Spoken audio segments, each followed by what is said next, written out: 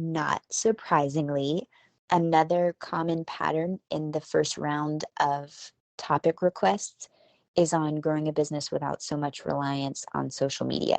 So there are a number of people who have requested just to hear my thoughts on it, because again, it's like I totally built my business based on social media at the beginning, especially because I was in a Facebook group with a whole bunch of entrepreneurs who needed exactly what I was really inspired to offer. And it was this perfect storm of momentum and madness. So I absolutely built my business to start with social media. So anything that I can share is painted with that brush. I can't undo that I already have the existing momentum based on social media.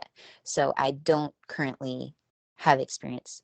Well, I say that, but I also helped Jeremy, my husband, start a bit of a side hustle, and he's never used social media for it. Looky there. Okay, look, even in real time, I'm realizing that. Okay, so story time. So no, I haven't yet built my business without social media, although this is technically not social media, but we can't unknow what we know, which is that we probably met one form or another through social media. So whatever. But I do have a little bit of experience building a side baby business. It's a hobby. It's not a full-on business yet, but his leads are off the charts. I mean, he has more leads literally than he knows what to do with, and he's never been on social media for it. Okay. So, okay, I'm sure this isn't like annoying to listen to in real time as I'm connecting these dots, but basically all we did was set up a website that had a name that made perfect sense SEO wise for what he's offering, because it's like a manual, something that he's building kind of situation. And I set up a website for him in a day. He's very good looking. I'm like, you're very marketable. It's a shame if he doesn't do YouTube, YouTube tutorials, online courses. I have thought of it all. I've dreamt up his whole empire. And it's interesting to see how fun and sparky I get about when it's like someone else's business that is not something I have to execute on or whatever. Although for him, I would, because it actually selfishly benefits me too. Because we share finances. But having said that, I made a website for him and put up a type form so that people could apply or like inquire basically. And they do, because of the SEO, because of the search engine optimization. And it's not, I mean, it's on lead pages, but I used words that are the key words for what he's making in Houston. And I think especially the location-based piece. And literally he has more business than he could ever actually even do. I'm like, you need to find somebody else who can build these, because then you could at least be monetizing it that way, even if you don't want to do it. So he has literally more potential clients than he would even want. And it had nothing to do with social media. So there we go. Which is a really cool example. All that to say, I have even purchased multiple courses of marketing without social media where people share stuff, and really I just love hearing it, because even though I don't know that I want to be off social media completely, like completely delete Alexandra Franzen style, she's one example in this online marketing industry of someone who is just completely off of social media in terms of like her own accounts. I mean, people will talk about her and share her work or whatever, but she doesn't have her own accounts. So she's one example. And I did purchase her course a couple of years ago. That's literally called Marketing Without Social Media. And it was just beautiful how she delivered it, her and her team and co-founders and whatever. Like it was cool because it was an email course and they sent actual physical workbook in the mail, and it was 45 days. This is a sidebar, but just as a case study for business inspiration. It was 45 days, I believe, where you could email them as much as you wanted to back and forth. Of course, I never took advantage of that, but lots of people did, which was great. And they had some live calls, but they had their workbook, and then they had an audio version of their workbook to make it really accessible. And it was just so beautiful and simple. And then they had a forum that wasn't on Facebook or anything, but like a private forum for the members for the duration of that 45-day live period. And then at the end of it all, they're like, okay, here's your Dropbox folder of all the replays, all the everything, everything that you need right here. And then that's it. And it was just so clean and clear. And I really appreciated that.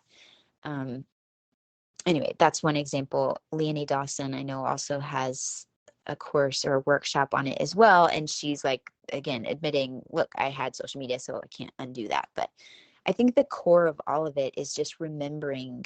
And for me, part of the drive, I know that if I ever do transcripts, they're going to be awful because I just speak and run on sentences.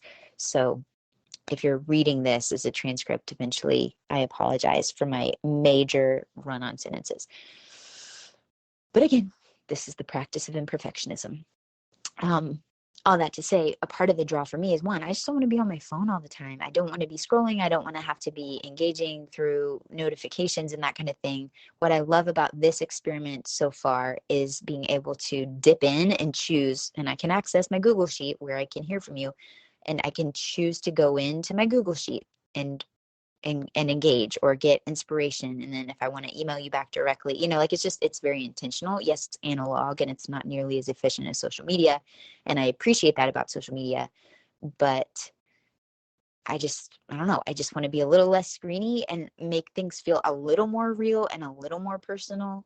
I mean, even just listening to the idea of snail mail and like actually reaching out to people via their mailbox. Like I have one of the spas that I go to is literally right across the street from our house. I mean, less than a 2-minute drive, but I drove past it for literal years before Jeremy was like, "Hey, didn't you say you were looking for a new spa to go to?" And they were in that like Valpak coupon envelope, so they had paid to have a little sheet, like a little quarter or a third of a sheet in the Valpak thing.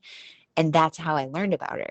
And I have then since referred so many of my family and friends that live in the area to go to her because of that, because she reached me at my kitchen table, so like the power of snail mail. So I'm just saying that's one specific example, but it doesn't that feel fun, like to write a letter to people? And she wasn't writing a letter, it was an advertisement, but still, that's how she got me, even though she literally lived right across the street, or not lived, but works just across the street. So, that's one example of just a sparky idea of like writing postcards to potential clients or to people that or to people that you're potential referral partners or whatever, but just actually having real conversations in that way is one example of a fun thing that feels so old school that it feels new school, because it's something that people really don't do much of anymore. And even, I mean, podcast is cool, but maybe lots of people will be doing this soon too, where it's a private podcast with this like secret door to engage or whatever, or email. But there are so many emails with so many different things. And so actually going offline is refreshing and different and kind of like a way, I feel like it's like passing a note in the classroom, like it's just like, psst, over here, off the internet. And I think that that's cool. And it, again, doesn't have to be off the internet. We are still here connected through the internet, but at least it's not in the really noisy, like banquet hall or nightclub where it's like, huh? What are you saying? Like in the movies, and they repeat it back and it's completely not what they said, like a bad game of telephone. So there's a lot to say for that. But I also think that it's not even just about finding one right way or here's a great idea of something to do. I mean, it's great to bounce ideas off and everything, but the whole point is, what will you sustainably do? And what will you feel sparky about? And what will you feel like, okay, this I will do, because maybe you're hesitating on marketing something and it's not marketing that you don't enjoy. It's just the social media part, but maybe writing letters to people directly or sending emails or calling people. I mean, maybe that's a step too far. Okay. Like, don't just start calling people and not leaving a voicemail so they have to call you back.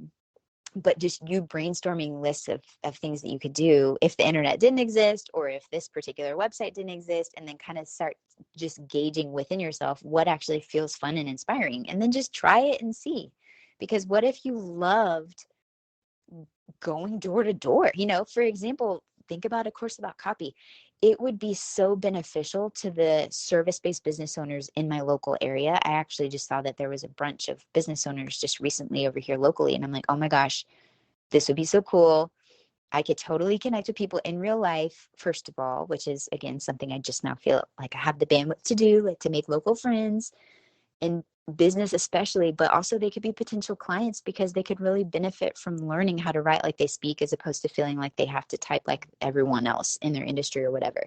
And so going around in person, as it's safe to do, like, it's so old school that it feels new school is what I'm saying. So again, this is an ongoing conversation. Let me know your thoughts and specific questions about things. Like I said, I've become a student because I am figuring out my own hashtag on her terms style of marketing and sharing and letting people know that I am actually coaching and advising and actively serving and supporting clients one-on-one and group formats. Like, this is me experimenting with ways of getting the word out and letting people know that I am here. I have thoughts and I have value that I can add by being in your corner and such. So like, this is part of my experiment, even though we are still kind of, I don't know if you could consider podcast social media.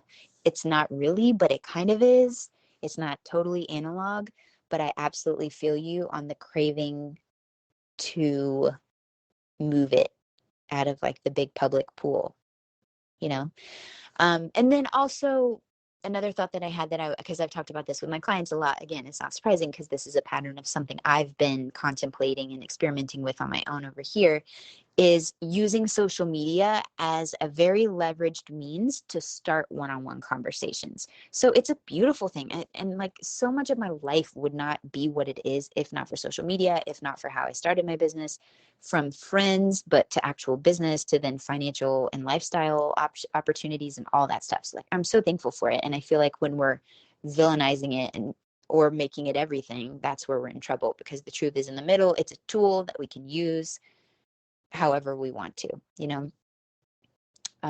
if we have the mental capacity to like use that discernment and think critically about it and blah, blah, blah. So I know it's complicated, but in theory, if it's a tool and you don't want to go all out or all in with it, one cool way to look at it is just to see it as a leveraged way to reach so many people and then start engaging with those people. Like, think about someone's kind of putting themselves out there, even just to double tap your Instagram post, like for them to like it. There's a history of that. Like, they're going on the record liking the thing that you said or the thing that you posted.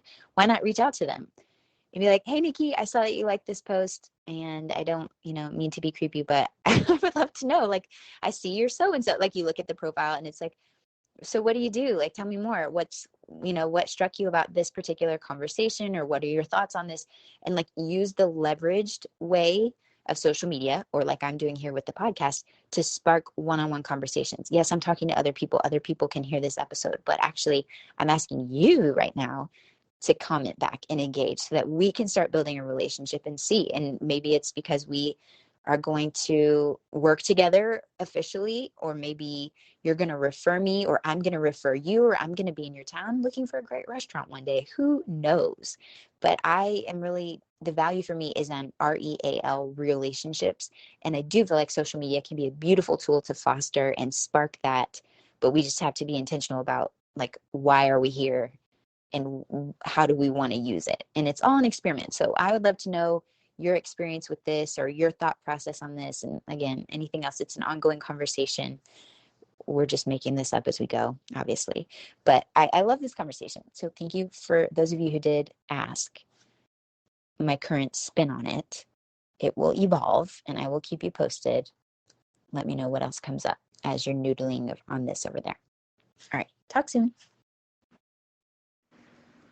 Okay, technically that was the end of the episode, but since you're still here, one, I'd love to thank you for spending part of your day with me, and two, I'd love to ask you if you would take 30 seconds, maybe 60, to leave a rating and review in your podcast app before you tap out today. If you've already done that, it's amazing. Please send me a screenshot so I can thank you personally, and know that sharing this episode with a friend has the same magical powers, and I deeply appreciate both. Also, in case you're listening to the end to see if I ever actually introduce myself, hi! My name is Nikki Elledge Brown. I'm the host and author of Naptime Empires and this here On Her Terms podcast. You can find me around the internet at Nikki Elledge Brown in most places, but what you may appreciate most is actually over at onherterms.com. It's what I call the insider library. It's where you can get inside scoop, first listen rights, email updates every time there's a new episode, and then special insider only bonus content. It's all over in our private feed. Okay, that's a wrap for real. I'll meet you in the next episode.